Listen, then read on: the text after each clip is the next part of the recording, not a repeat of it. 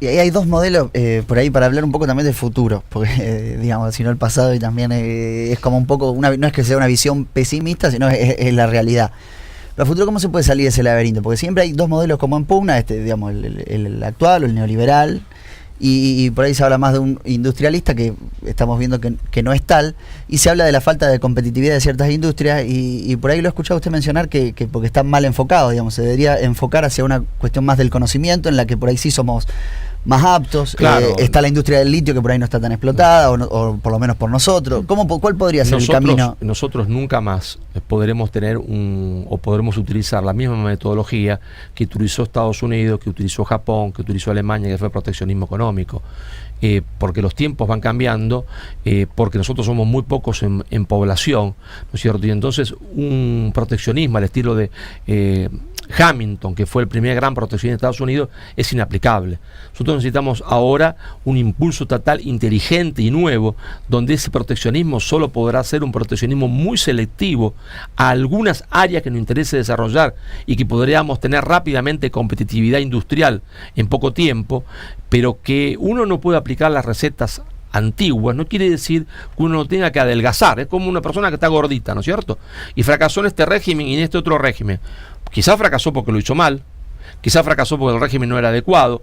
Lo que no tiene es que abandonar el régimen, porque si no, muy gordito, va a ser cada vez más gordita, y entonces, ¿y qué pasa? Y no pasa nada, salvo que se muera del corazón, ¿no es cierto? Que va incorporando cada vez más riesgos.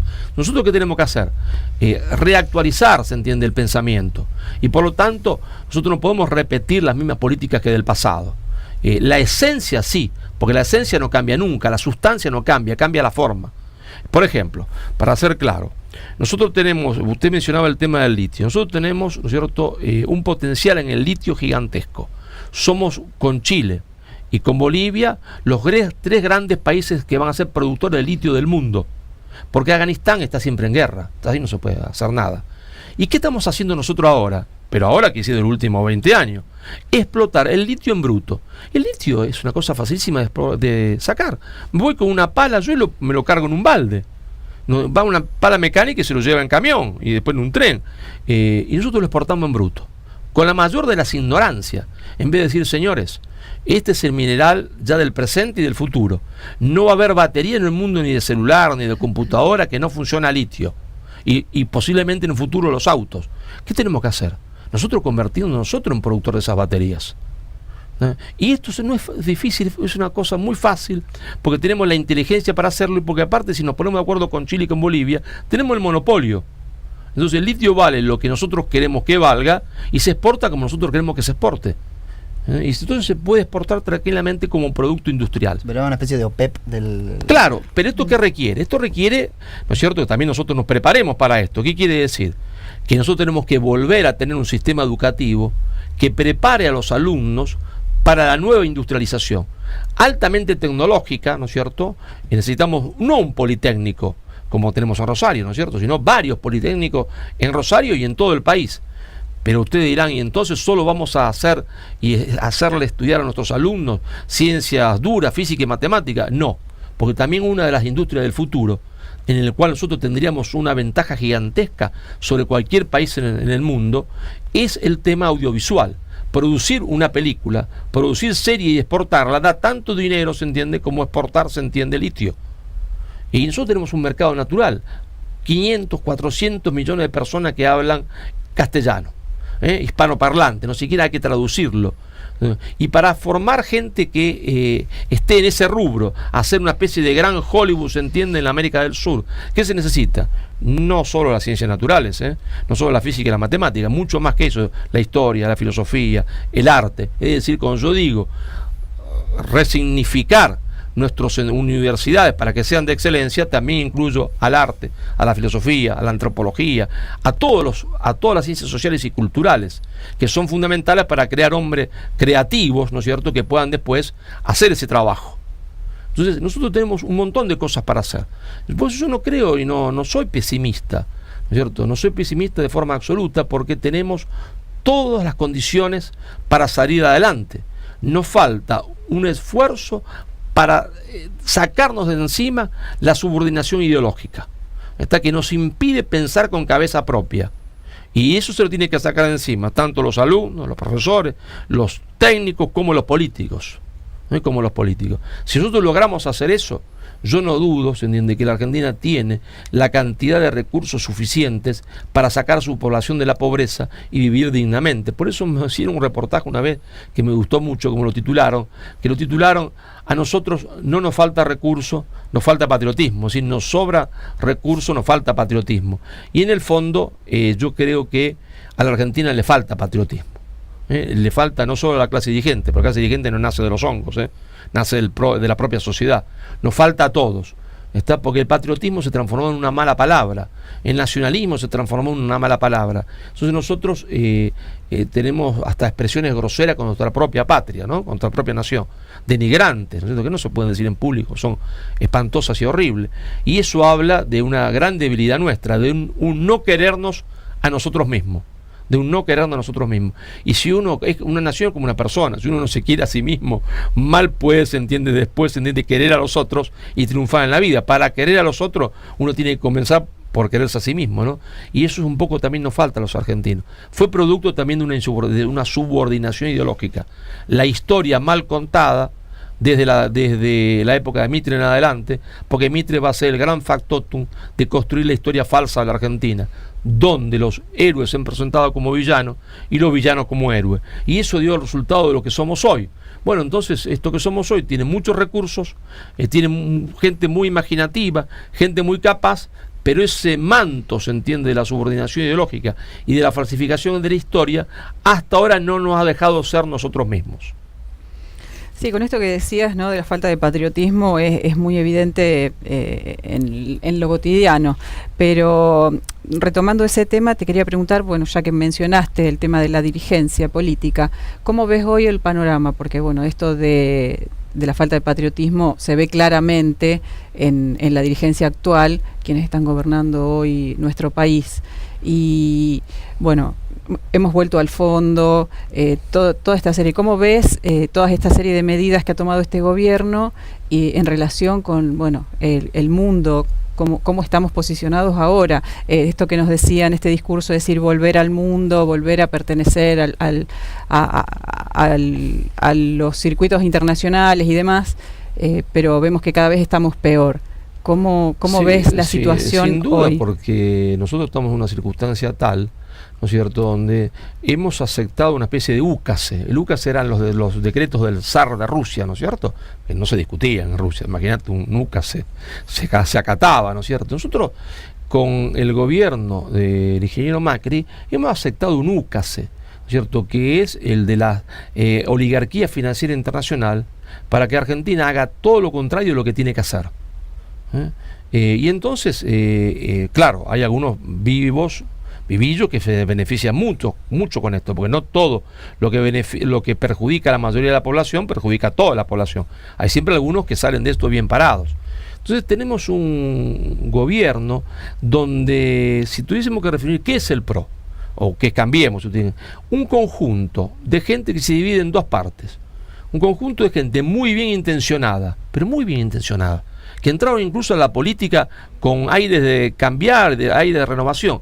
Un conjunto de gente muy bien intencionada que no sabe lo que hace. Y no sabe lo que hace porque desconoce la historia argentina y porque desconoce la historia mundial, no sabe cómo Estados Unidos se desarrolló, no sabe cómo lo hizo Alemania, cree en el mito del libre comercio. Y la otra mitad, o menos quizás, es un conjunto de gente, está muy mal intencionada, pero muy mal intencionada, que sabe perfectamente lo que hace. Reinstaurar la bicicleta financiera para favorecer a la oligarquía financiera mundial y llenarse ellos los bolsillos, participando de esas migajas, pero migajas que son millones de dólares. Entonces, esa es la actual situación de la Argentina, ¿no es cierto? En ese sentido, sí soy pesimista. Soy pesimista, nosotros necesitamos una renovación total de la clase política argentina, porque la verdad tampoco puede ser ocultada con la mano. La verdad es que a nosotros no solo nos falta patriotismo, nos falta ética y moral, porque la corrupción estructural es real en Argentina. La corrupción estructural nos acompaña en los 30 años de democracia. Y eso no es un tema baladí. No es un tema baladí que esa corrupción estructural nos acompañe siempre. Y no es un tema baladí que los políticos, en su gran mayoría, uno lo analiza y dice, este hombre estuvo siempre en la función pública. Si estuvo en la función pública, no hay mucho tiempo en la función pública para hacer negocio, ¿está? Fui esto y lo otro, siempre en la función pública. Y de repente vemos que el tipo o se va a la función pública o llega a un puesto tal que las cámaras lo siguen y lo ven, y resulta que el tipo es millonario. ¿Esto cómo puede funcionar? No puede funcionar así. No se explica de ninguna manera. Que sí que en la Argentina hay que recomponernos, no solo porque nos falta patriotismo, sino porque nos falta ética y moral. Y al no hacerlo, ¿qué pasa? Al no hacerlo, como algunos de los que intentaron construir algo distinto al neoliberalismo, no tuvieron los valores morales suficientes, entonces esa propuesta después queda invalidada, queda anulada, porque los otros dicen, pero vos hiciste eso, sos un ladrón. Y entonces todo lo que se hizo queda totalmente invalidado delante de la gran masa de la población. Y entonces nos lleva a eso un callejón sin salida. Está un callejón sin salida. Por un lado, unos tienen un libreto que viene de la oligarquía financiera internacional y otros que podrían haber tenido otro libreto o que intentaban tener otro libreto, al no tener los valores morales suficientes, quedan inhabilitados ante los ojos de mucha parte de la población por no haber tenido la fortaleza de evitar, se entiende, la tentación de la corrupción y caído en ella. Y ahí estamos bloqueados, ¿está? Y ahí estamos bloqueados. Se termina despreciando la política, ¿eh? Y claro, y eso es fatal para nosotros, porque eso también es una herencia del proceso. El proceso nos dejó varias herencias. La deuda externa nos dejó, se entiende, que se confundiese, ¿no es cierto?, el patriotismo y el sano nacionalismo con el autoritarismo. Que no tiene nada que ver con una cosa con otra. Entonces, claro, como el patriotismo se entiende era predicado por estos genocidas, entonces uno ni siquiera quiere hablar de eso. Entonces nos dejó herencias terribles. Nos dejó la herencia de confundir en los colegios autoridad con autoritarismo. Entonces los colegios nuestros ya no tienen disciplina y cada uno hace lo que se le da la gana. Los profesores hacen que enseñan y los alumnos hacen que aprenden. Realmente nosotros no es por poner todo, se entiende, en el pasado, porque en los últimos 30 años también se han cometido miles de errores, pero realmente la herencia que nos dejó el proceso fue muy, muy pesada y es terrible hasta el día de hoy. Conceptualmente, históricamente, psicológicamente, es terrible. No sé si a Alejandra le quedó alguna pregunta de su obra. Si no, a mí antes de cerrar me gustaría preguntarle por un personaje que es argentino pero tiene una influencia muy importante a nivel internacional y que yo había leído algo de usted como planteando los desafíos que tenía al asumir. Se trata de Francisco, sí, que también se lo critica mucho aquí, por ahí como siempre, que no es profeta en su tierra, por no venir. Se dice que como que no le interesa o que por diferencias con Macri, digamos. ¿Cómo evalúa por ahí la gestión de Francisco? Yo no soy un experto, se entiende, en ese tema, y menos un experto, se entiende, en teología. No es mi especialidad. Lo que sí puedo decir, ¿no es cierto?, es que bien o mal es hoy, se entiende, el argentino más importante que ha dado la historia de la Argentina. Para bien o para mal es así, ¿no es cierto? Y también lo que puedo decir es que si fuese brasileño, los brasileños hubiesen construido, se entiende, monumentos de su papa brasileño por todo el Brasil, ¿no es cierto? Yo siempre digo, medio en broma, ¿no es cierto?, si le hubiesen elegido al papa brasileño, que yo tenía un candidato, ese día hubiesen decretado feriado hasta en los prostíbulos, ¿no es cierto?, festejando eso. Y sí, en el fondo también a nosotros nos falta un poco querernos nosotros mismos. Eso es lo que decíamos, el quererse uno mismo, el querer a su propia nación, el querer a sus propios nacionales. A veces parece que para un argentino no es nada peor que otro argentino. Es una cosa terrible eso. Yo no lo he visto ni en Francia, no lo he visto, se entiende, ni en Alemania, no lo he visto en Italia. Acá parece que para un argentino no es nada peor que otro argentino, ¿no? Entonces en ese sí vemos todos los defectos, todas las virtudes. En los otros no. Los otros, se entiende, viene la señora Merkel y parece que fuese una santa. La señora Merkel ha asumido, se entiende, en una situación atroz a Alemania. Viene acá, se entiende, Felipe González y parece que es un superdios, ¿está? Y cualquier que venga de afuera está todo bien. Y nosotros nos despreciamos a nosotros mismos. Creo que ahí está un poco la respuesta, ¿no? Bien, se entiende. Bueno, a mí no me quedan más perfecto, preguntas. entonces bueno, Sí. recordamos, O sea, recordamos la próxima semana. La presentación del libro el 9 de agosto a las 19:30 en el Colegio de Abogados de Rosario, en Oroño al 1500. Ahí y también para que comprar el libro. Bueno, los esperamos entonces. Bueno, muchas gracias a ustedes por la entrevista. Muchas gracias, Marcelo. Bueno, terminamos. Nos volvemos a encontrar en una nueva emisión de Conclusión TV.